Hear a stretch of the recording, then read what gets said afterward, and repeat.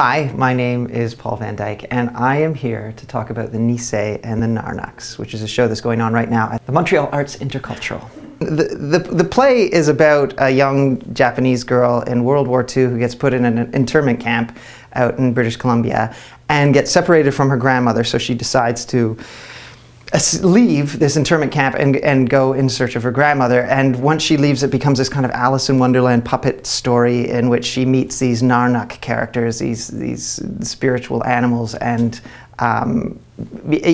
who some of them help her, some of them hinder her, and in the end it's kind of a coming-of-age story about Canada's dirty little secrets. So the title, The Nisei and the Narnauks, is actually a combination of two different cultures, really. A Nisei is a second-generation Japanese person. So somebody who, say, in Canada, is born of Japanese parents who were from Japan, immigrated here, and their kid would then be a Nisei. And a Narnauk is a kind of supernatural spirit of First Nations legends. Usually something that can shapeshift, that can turn into an animal and then to a human and then other animals. The Narnauks in our play, the big ones are the Raven, the trickster, who is, I guess, this character kind of transcends a lot of different legends, and also Mouse Woman, who's a little mouse that can turn into a little woman and then back into a little mouse, and her job is to help children who are in trouble or lost. To engage in First Nations material, I think the main thing for me was to have to make sure I did my research and go through a lot of their legends and speak to a lot of First Nations people. And we even went so far as to get a blessing from a Haida shaman out in British Columbia on the script.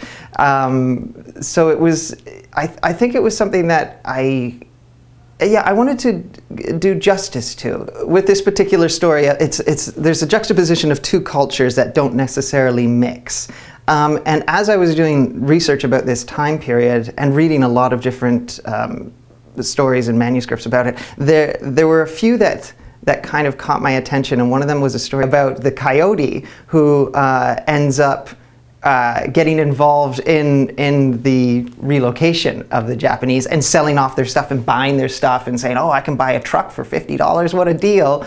And then in the end, he gets put in one of these trucks and says, well, you're Japanese, you have to go with us. And his response is, oh, no, I'm not. I'm like First Nations. Like, yeah, you look close enough. Everybody into the truck. That kind of element of pure racism was something that kind of hit home, I guess, for both cultures. Because, I mean, just recently, more in the news with the residential schools the last one was shut down in like '98, and I mean that was pretty recent. And even, I mean, the Haida, because I was focusing mostly on Haida, just learning about how their children were shipped away on boats, and there's photographs of these, parents standing there while their children are being taken off on boats and having atrocities done to them. I mean, it's a horrible, horrible part of Canadian history, and I don't think it should be ignored. This is a play that involves it's a very ambitious play. It involves puppets, it involves live music, and it's got a lot going on. There's I suppose it's got 4 people in it. Fantastic actors, Brefny Caribou, who's a Concordia grad, Blais, who's a Concordia grad, and then 2 new grads, one from Job Abbott and one from Dawson, Michaud Briganti and Stefanie Nakamura. And so these 4 people got together, and basically we gave them a crash course in puppetry, which was led by Fraser. And he's a magnificent puppeteer and puppet maker. So he basically started off by giving them a manifesto, which was written by Handspring Productions, who did like Warhorse, those giant horse puppets. And the #1 note on the manifesto, rule #1, is it's going to hurt, so find a Zen-like kind of quality to puppeteering.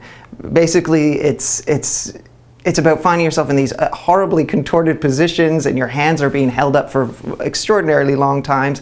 And so you have to kind of engage in the art form, so much so that the pain becomes almost euphoric.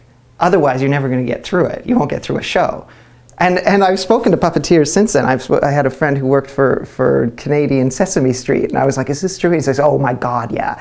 It's so painful. My first day on Fraggle Rock, I was in a pit of water for 12 hours or something, you know? And so, yeah, they had some puppet experience on this show, so they really dove in and embraced it and have come up with something magical. It's beautiful.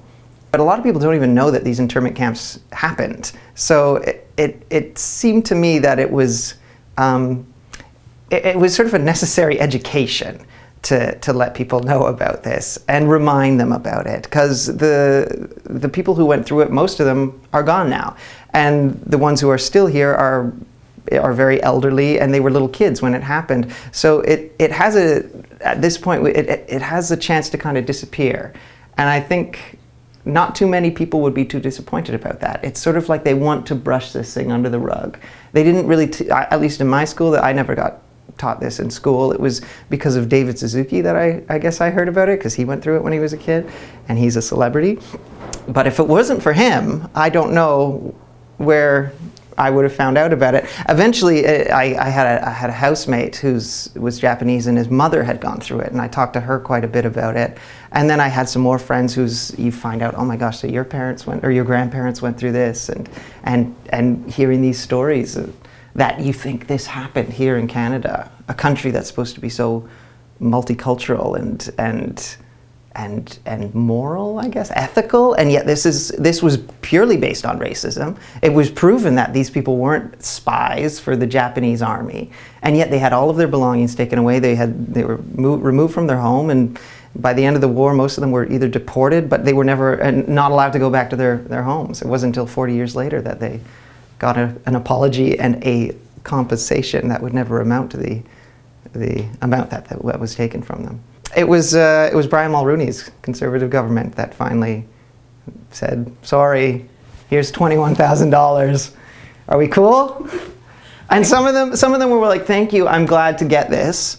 Finally, long time coming. And a lot of them were like, you gotta be kidding me. Do you realize our homes were taken, our vehicles were taken, we weren't allowed to return? 21 grand, you know? Come on, like. But in the end, there's no amount of money that could make up for it. So I think they kind of looked at it, well, this is a gesture. At least it's an acknowledgement that we weren't at fault.